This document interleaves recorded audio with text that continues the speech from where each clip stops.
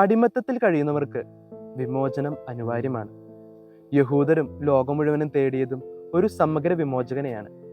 ഈശോ ആരെന്ന ചോദ്യത്തിന് ഉത്തരം നൽകുന്നതാണ് വിശുദ്ധ ലൂക്ക അറിയിച്ച സുവിശേഷം 4-ാം അധ്യായം 14 മുതൽ 22 വരെയുള്ള വാക്യങ്ങൾ.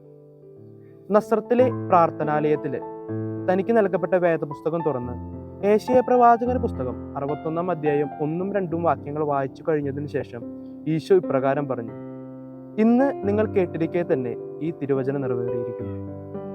ഇതിന്റെ ചുരുക്കം ഇപ്രകാരമാണ്: താനാണ് ദരിദ്രരുടെ മോചനം, അന്ധർക്ക് കാഴ്ച, അടിച്ചമർത്തപ്പെട്ടവർക്ക് സ്വാതന്ത്ര്യം, ദൈവത്തിന്റെ സ്വീകാര്യമായ വത്സരം പ്രഖ്യാപിക്കാൻ വന്നവൻ, ചുരുക്കത്തിൽ സമഗ്ര വിമോചകൻ.